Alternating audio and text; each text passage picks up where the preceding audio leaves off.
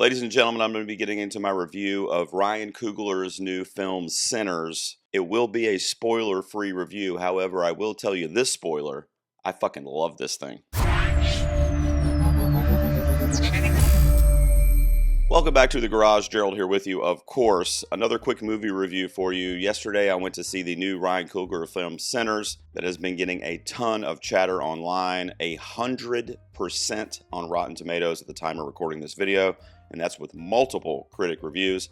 It also recently received a cinema score of an A, which for a horror film is almost unheard of. If my research is correct, a horror movie has not received an A- or better cinema score since Poltergeist in 1982. I'm working on a video right now that is my favorite director-actor collaborations, and director Ryan Coogler is one of the best doing it right now, not only for the narratives and the way these films play out, including Sinners, but for his dedication to the craft of filmmaking.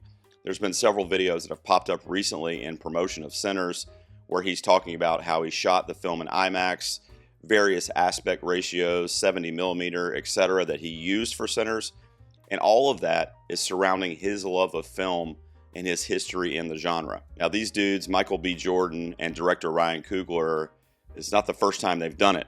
They worked together in Fruitvale Station, the first Creed film, of course perhaps most famously in the two Black Panther films, Black Panther and Wakanda Forever.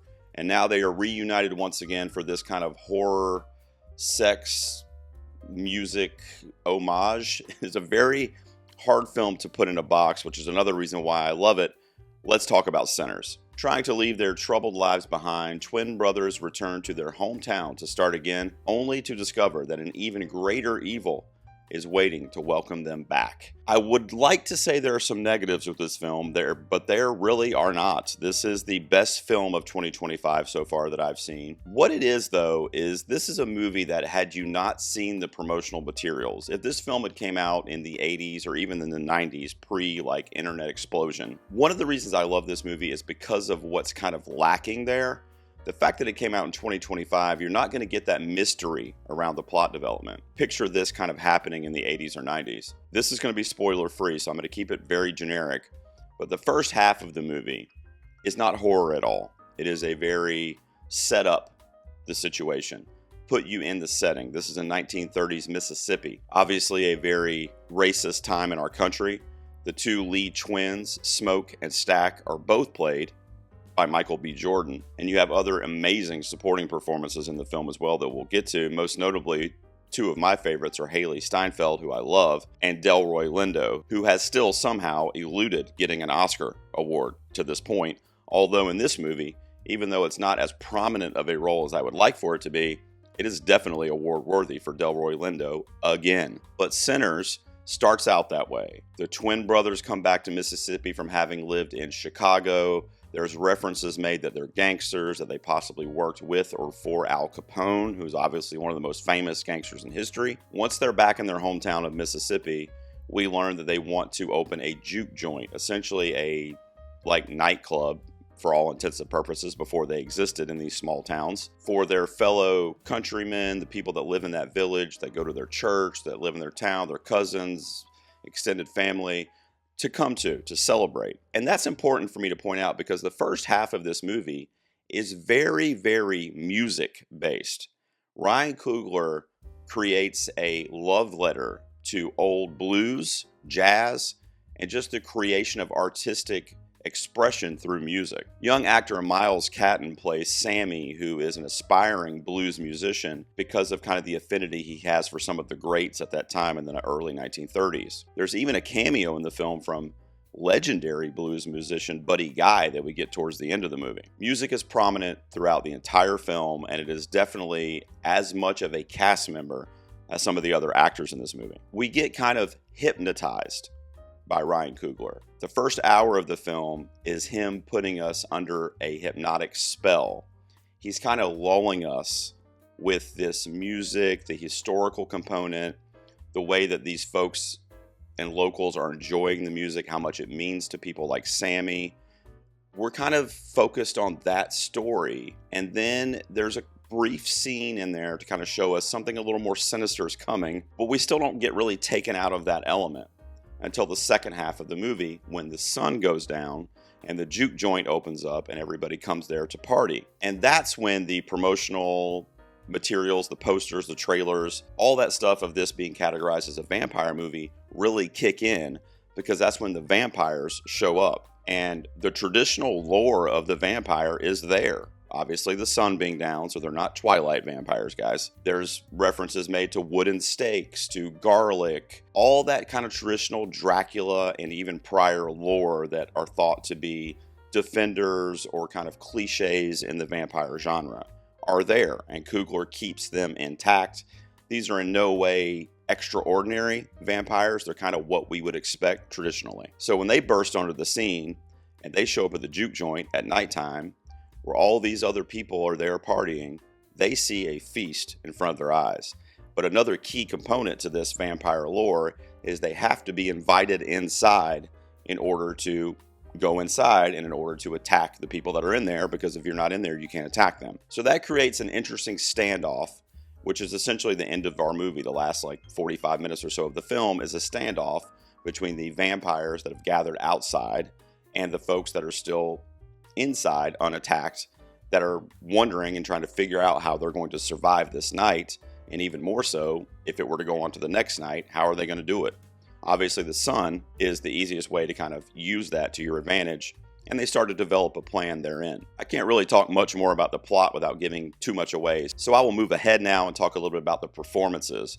Michael B. Jordan plays dual roles here, which has been done before, but this is one of the better ones that I can remember, because he is really inhabiting two different personalities, Smoke and Stack. Smoke is more of the kind of savvy businessman, a little more proper, if you will, whereas Stack is kind of that more out there, off the wall, rebellious, a little more of a loose cannon type character. And Michael B. Jordan truly had me, this is no hyperbole, he truly had me believing I was watching two different people play two different characters. Now, I'm going to make an entire separate video, or at least I plan to, in discussing if Sinners can be Oscar eligible and if I think it's going to be a player next award season, because that's been a question that's been posed to me since the movie came out and all these positive reviews started to flow in. In discussing that, if it is, there's no way you would leave Michael B. Jordan out of that conversation for lead actor, because he gives a phenomenal, really two performances in this movie. I already mentioned Miles Catton as kind of this underdog, wannabe blues singer who is the son of a preacher, and obviously preachers, back then at least, the majority of them thought music was the devil's business, and he didn't want his son doing that. So it creates that kind of disconnect from his family and from his father, who he idolizes as a preacher. It's a beautiful layered performance. I love Miles Catton. I wasn't familiar with a lot of his work, but he did a tremendous job in this as kind of the quiet, behind the scenes cousin of these two twins who wants to be a part of that world, but still has this kind of shred of guilt because of it. Great performance by him. Haley Steinfeld and Delroy Lindo stole the show for me. I can't talk too much about their characters because, again, I give away too much. But nonetheless, Haley Steinfeld just fits in here. She fits in so beautifully. She is kind of the epitome of the sexiness of this movie, the lustfulness of it. And she just kind of comes into this setting and has a history with these twins, particularly with Stack. And that's kind of revived because she's back in town for an event that I don't want to mention. And that brings her into this scenario kind of inadvertently. And she ends up going to the juke joint, so she's there that night. And her character, I love when actors do this, or when screenplays do this for actors, but it goes from this to this, 0 to 11. And it's, again, very similar to Michael B. Jordan's performance. It's two different characters that she's really playing. She plays Mary that we see in the first half, and in the second half, she's a different Mary. But you know what? I love both of them. And the absolute scene stealer in this movie is Delroy Lindo, who plays a character named Delta Slim, who is a local blues musician that basically plays down at the train station and plays various juke joints in the area to get money, to buy alcohol, to get drunk, to do it all again the next day.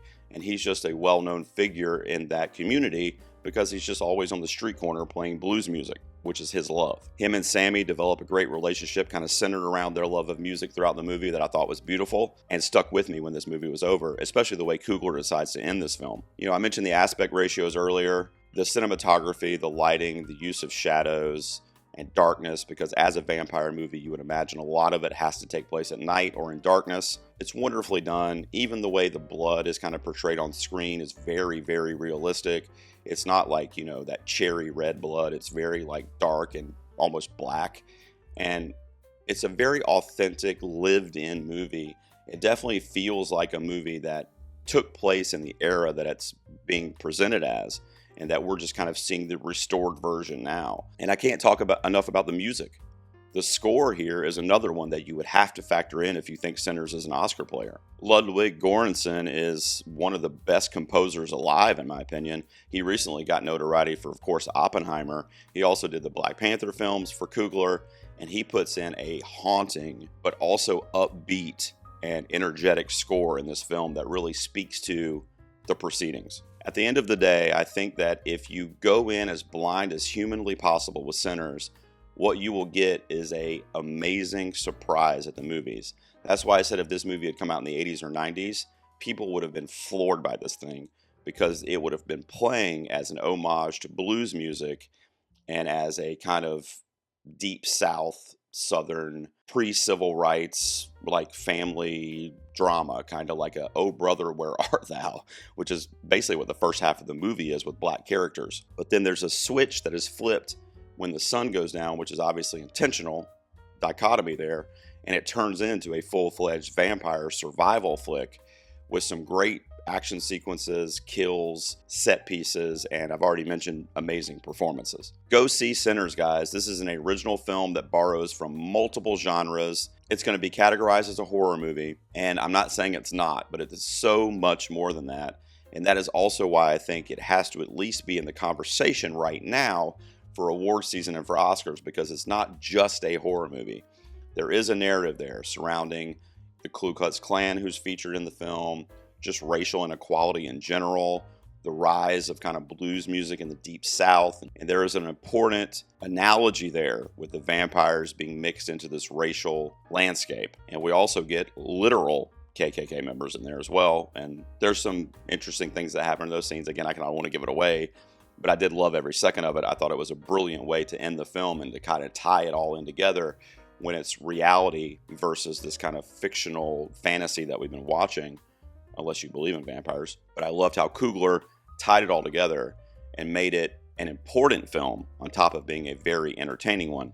Also, make sure you stick around at the end of this film if you're going to see it. There is not only a mid-credits scene, I don't even know if I'd call it a scene. It's like a short film, basically, that plays over the whole credits. And then at the very, very end of the film, there's also an end credit scene, maybe about 20 seconds or so. So make sure you stick around to watch those two so you can see Coogler's kind of send-off of this film, because I can't assume it's going to spawn any sequels or anything like that, depending on how it does at the box office. You never know in Hollywood these days, but I think this is a one-off story, and it's very original, and it does a great job because it's going to appeal to a lot of different people that are going to the movies for a lot of different reasons. When I first rated this movie on Letterboxd, I sat there in the theater. My first impression, I gave it a 4.5 out of 5. I wrote a couple little blurbs about it on my Letterboxd, which is down below if you want to check it out. But you know what? Fuck it. I'm going to give Sinners, out of 10, a 10. This is the best movie of the year, and I thought about it after I left the theater, and it sat with me. It's embedded itself in my brain. I'm going to rewatch it again, hopefully in the theater if I can, and I can't wait to get more pieces out of it. But Coogler's dedication to the craft of making this movie, and then on top of that, the subject matter within the movie, and then in that is the performances and all the text that go into that. This is like a Russian doll situation when you start to unpack what Coogler did with this movie. I could have given it a 9. There's a couple little qualms I have about it, but at the end of the day, when you're thinking of a filmmaker doing something that he loves and the product is as high quality as it is, this deserves a 10. This is easily one of the best films of the year and is probably going to remain that through this entire year, regardless of what comes out as we get further down the road. And I will be doing a separate video with a bit of a case study on how Sinners can possibly break through to the Academy this year and maybe be an awards player. So stay tuned for that. Make sure you subscribe. Thanks for watching this video. What did you guys think of Sinners? Would you also give it a 10 out of 10? Or am I insane in the membrane? Let me know down below. Thanks for tuning in. I'll see you guys out here next time in the garage.